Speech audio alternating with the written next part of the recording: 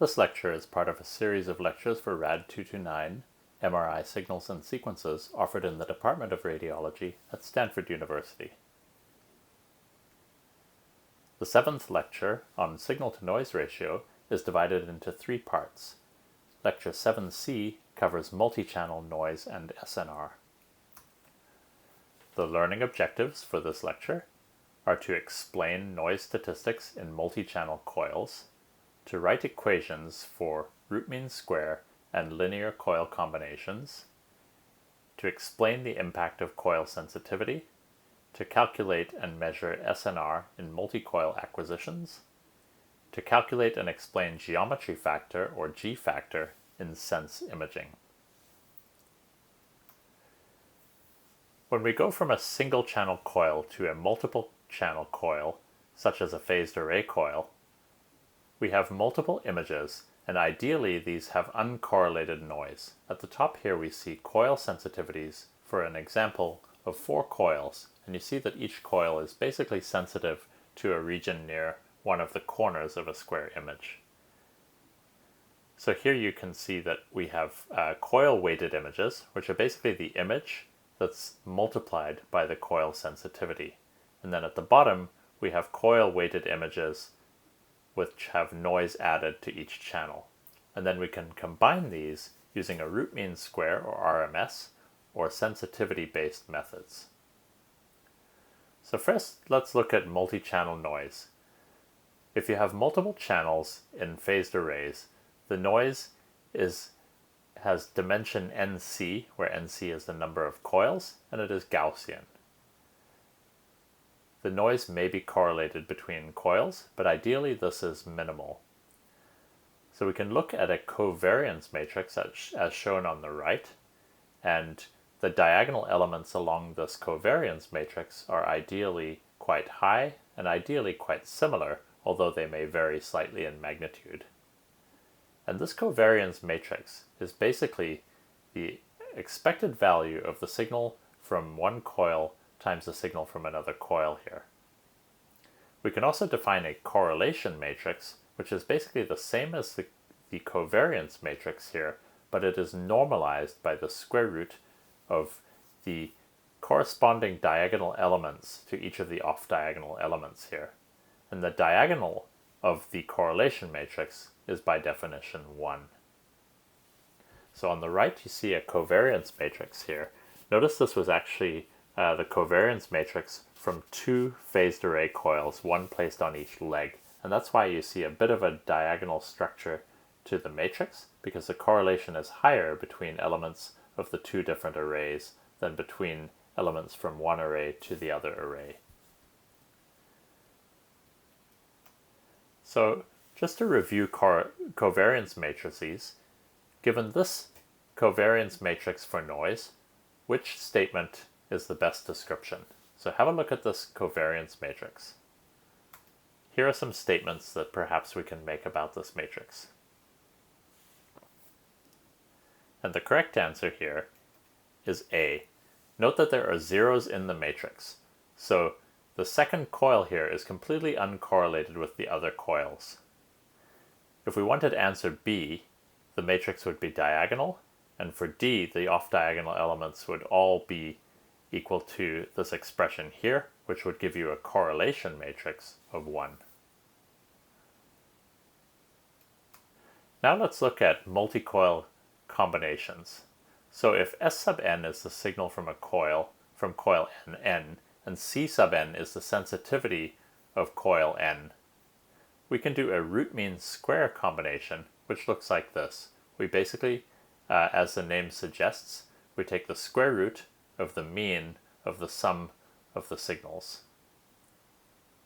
We can also do a sense type reconstruction, where at each pixel, for any reduction factor r, which we will see later, the signal for in a channel n is the magnetization times the coil sensitivity.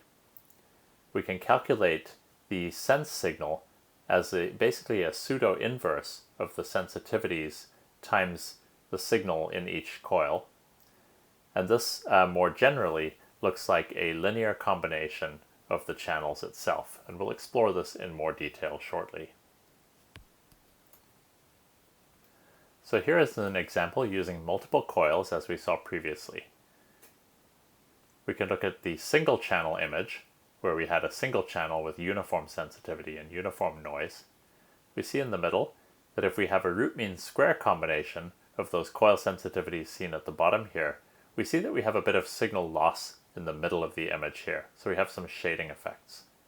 If we do a sense combination, we actually have a more uniform signal across the image, just like the single channel case. Notice that the noise varies across the image in the sense combination here. So we'll explore these in more detail. So first, let's look at the root mean square combination effects here, and we can look at the noise and the bias here. So first of all, the signal will vary with the sensitivity. We can see here the RMS signal here, which is the sum, and here, in order to try to analyze this, we basically normalize the RMS by the squares of the coil sensitivities here. This is so that we can calculate a signal bias. Otherwise, the signal would be varying somewhat with the coil sensitivities here. However, we usually don't know the sensitivities Cn when we do this combination, so keep this in mind. So in the best case, the noise is uncorrelated here. So if we look on the left, what we see here is that the bias, if we're actually getting a signal from all coils here, which is really the best case here, we see that there's very minimal bias from using multiple coils, and by using multiple coils we get an averaging effect, and that the standard deviation of the noise actually goes down with the number of coils. However, to have 8 coils that are all uncorrelated, with uncorrelated noise but all sensitive to a pixel, is not a very realistic case, but this is just an illustrative example. On the right, we see what happens if in fact only one of the coils is sensitive to a pixel. Now we see that when we have this situation here, we actually have substantial bias, noise bias, at low signals here. And then if only one of the coils is active, we don't get any SNR benefit from having multiple coils, because the other coils are just adding in noise.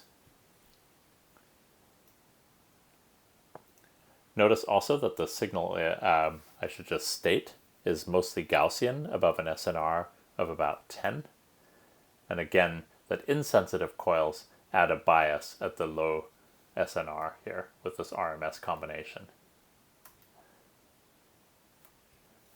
Now, here we have correlated noise. We often assume that the noise is uncorrelated, and we can compare these two here. So in the best case, correlated noise means that there's just no averaging benefit because the noise in all channels is the same. So effectively, we have the situation on the left where the fact that we've used 8 coils hasn't changed the statistics from if we just used a single coil. Now, if the noise is uncorrelated, you see again that we have this reduction in noise as seen as we go to higher channel counts. We see a reduction in the noise here, which we saw before. Now we'll look at the case of correlated noise, where only one of the coils is active, but we've assumed that all of the coils are sensitive here. So if we have fully correlated noise now, we see that if only one coil is active, that all of the other coils are adding in noise here. So we see this increased noise as the number of coils goes up. Okay, because the noise is correlated, so we're actually adding in more and more noise here. If the noise is uncorrelated, as we saw before, at least adding in more coils here isn't actually increasing the noise compared to having a single coil.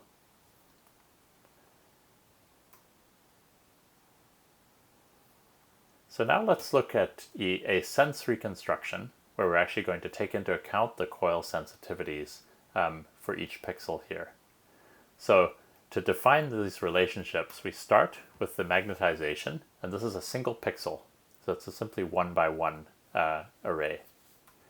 We have the vector C here, which is the sensitivity of all coils at that pixel. And then we have the signal from all coils here that is received at the signals here. And we can see the simple relationship on the right, that the received signals are equal to the sensitivity times the magnetization. Now we have the matrix psi, the noise covariance matrix here. And we can calculate the sense weights here. And this is basically a noise optimal combination here. And it's this expression here, which is a function of the coil sensitivities and the noise covariance matrix, and looks like this. And once we have these weights, we can calculate the linear combined image. The image is just the weights times the coils or channel signals here. So let's look at an example of using this kind of a reconstruction with some comparison to root mean squares. So this is a basic object. We have a triangle and a sort of circular object or semicircular object here. And this is a one-dimensional example that we'll see again. Here are the coil sensitivities that we've chosen. These are sort of roughly Gaussian with two different coils here. So if we take the coil signals here for each coil, we've taken the coil sensitivity times the object, and you see that the signal on the left from coil number 2 is quite low, the signal on the right from coil number 1 is quite low, and vice versa. Now if we look at the sense combination weights calculated at each pixel, we see that these weights do vary across the image. We also see, as should be expected, that the weights for coil 1 are higher on the left and the weights for coil 2 are higher on the right. So if we reconstruct the signal using 3 different methods, we see these different reconstructions. So the original signal overlaps with the R equals 1 sense, as well as the sensitivity normalized RMS. Okay, and then the scaled RMS is the green line here. And the green line, what we've done is we've taken a normal RMS, but we've tried to scale it so it looks reasonable. Because remember, if we don't take into account the coil sensitivities at all in the RMS combination, then the signal will have some shading. There'll be some coil shading. Notice here that if we do actually know the sensitivities perfectly and take them into account in the RMS, we do very well, just like the sense signal. And then here is the signal with noise superimposed here in the reconstructed signal here. And again, you see the original signal, which you can't really see because of overlap. You see the R equals 1 sense approach, which has the lowest noise in the background as seen on the left. You can do the scaled RMS, which is the green line, and you can do the sensitivity normalized RMS, which suffers where you have low sensitivity because this actually leads to noise amplification. So let's look at another question here. Intuitively, if the sensitivity matrix C is a simple 2 and a 1 for unaccelerated sense, assuming equal uncorrelated noise in each channel, what can we say about the weight vector W? And here are the choices.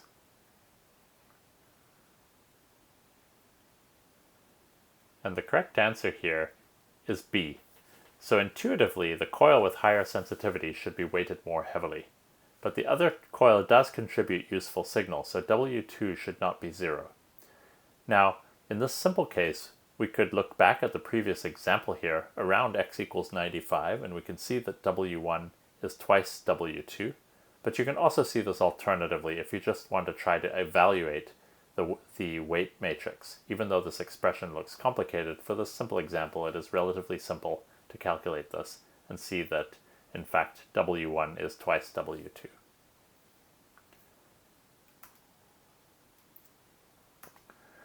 So now let's extend this reconstruction to do accelerated sense, again at a single pixel.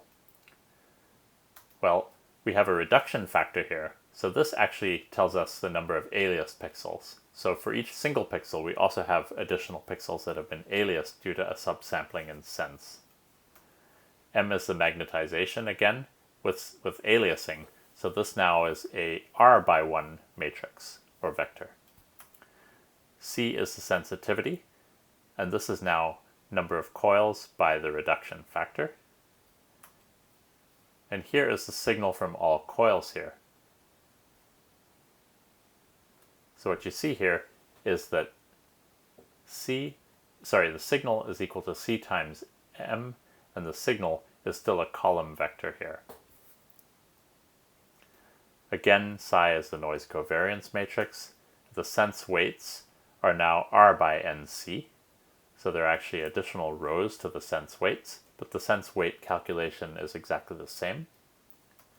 And we can combine the image here, and we find that the estimated magnetization is the weights times the coil signals here, and this estimation will have multiple rows, just like the original magnetization, because it's giving you basically the unaliasing as well.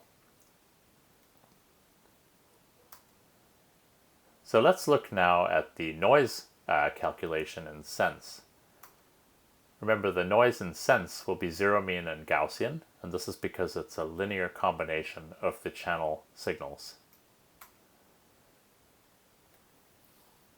So we can look at the variance here, which is the expected value of the magnetization times its conjugate.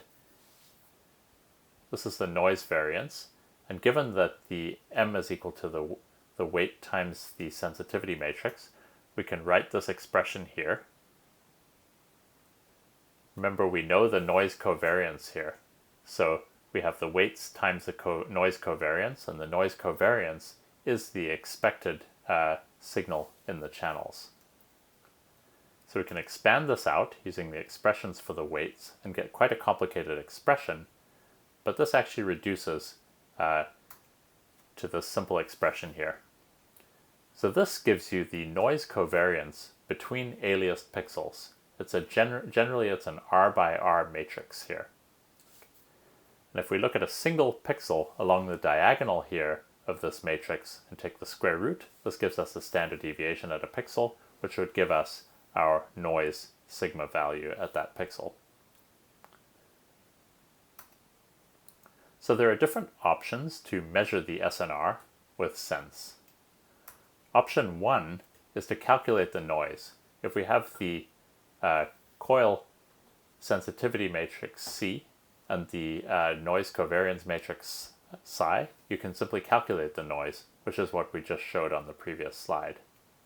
Option 2 is we can do multiple repetitions here, and then if we have the weights and the noise covariance, we can either take multiple actual images, or we can take what are called pseudo-multiple replicas, where we inject noise given this covariance matrix and repeat the reconstruction with the same k-space data and actually ignore the existing noise. We can do these, and this will give us a noise distribution at each pixel, similar to what we saw with the difference method in Lecture 7A. However, we also have additional amplification from the unaliasing because the coil sensitivities are not totally orthogonal, and this is referred to as the G factor or geometry factor.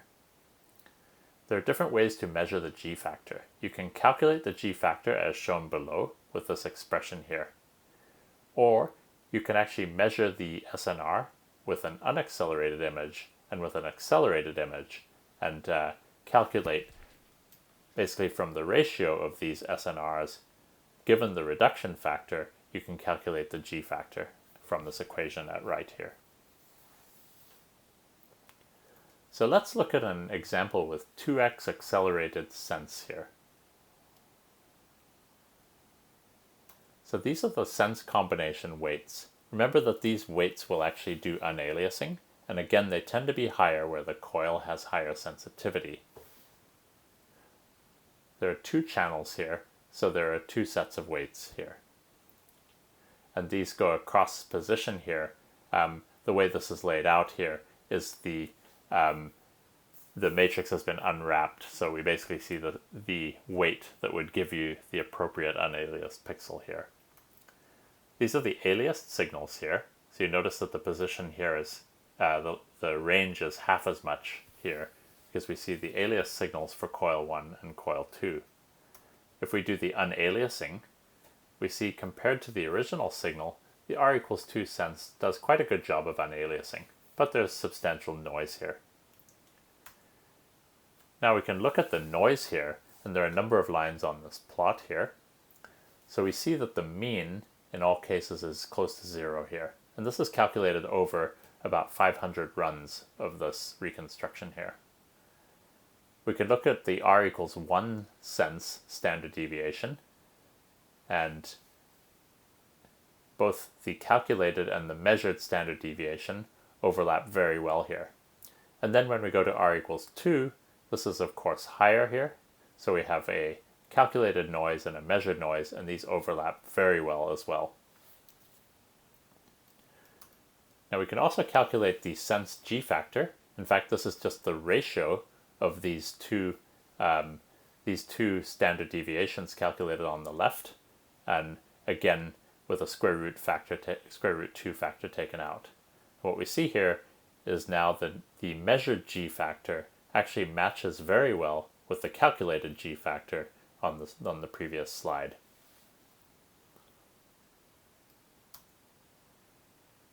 So this is another question here for review. If a scan is accelerated by R equals 2 using sense, let's say we take the measured SNR at a pixel and it's 2 times smaller than that of a fully sampled acquisition with an R equals 1 sense coil combination. What is the G factor at that pixel? And here are the options.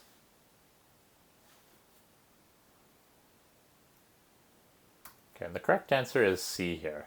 The G factor for sense is the additional SNR loss beyond that due to the scan time reduction, which is the square root of R, or in this case the square root of 2. So that leaves an additional square root of 2 here, which overall gives us this SNR loss of 2. And recall this equation here.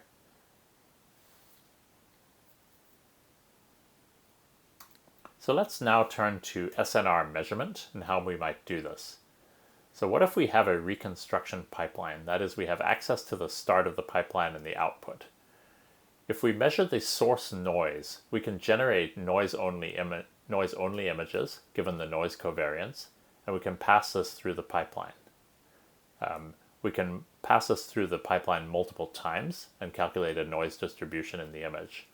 Alternatively, we can actually add the injected noise to the existing source data or k-space data, and we can synthesize pseudo-multiple replicas. And this latter method may be preferable if there are some data-driven methods within the reconstruction pipeline that actually require non-zero data.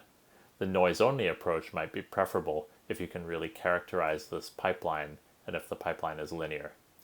So once you're finished with either of these, you can measure either the noise or the signal-to-noise statistics. So the noise-only or the signal plus noise statistics, and these will give you the SNR just like the difference method in Lecture-07A would have. And if you're interested in this type of approach, this is the pseudo-multiple noise replica paper referenced at the bottom here. This is a very powerful technique because rather than acquiring images multiple times, if you have something like motion, you don't have to worry about registration. So you can create these multiple replicas to characterize the distribution at each pixel. So there are many, many other reconstruction approaches that do coil combination in different ways, and many of these also support acceleration. The most common of these is probably grappa, and grappa uses a linear combination to synthesize coils in k-space. It uses a self-calibrating pipeline that is data-driven, usually without a reference calibration. The coil combination, once you've synthesized all of the signals for all of the coils, can be an RMS or an R equals 1 sense type combination or other combinations. So there are many variations of grappa and sense. Most of these will be linear. And there are numeric and analytic G-factor methods for grappa and also for other reconstructions. So basically a lot of what we've said about sense will generalize to other reconstructions, although there may be some differences as well in the noise statistics of different approaches. So in summary, multi-channel noise is Gaussian with a covariance matrix given by psi. The coil combination can be an RMS combination or a linear combination. There are other combinations, but these are the most common. If you know the coil sensitivity, this will improve the combination. You can reduce the noise, and you can also use this to improve signal uniformity as well as to perform unaliasing using parallel imaging. The G factor or geometry factor amplifies noise from unaliasing.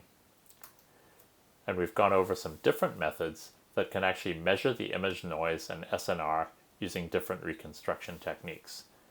And ideally, every reconstruction would actually give an example of an SNR measurement in that image, and this gives us some confidence level about our image for different applications. So now that we've looked at all of this theory, a question may be how to better understand noise, multi-channel combination, and SNR.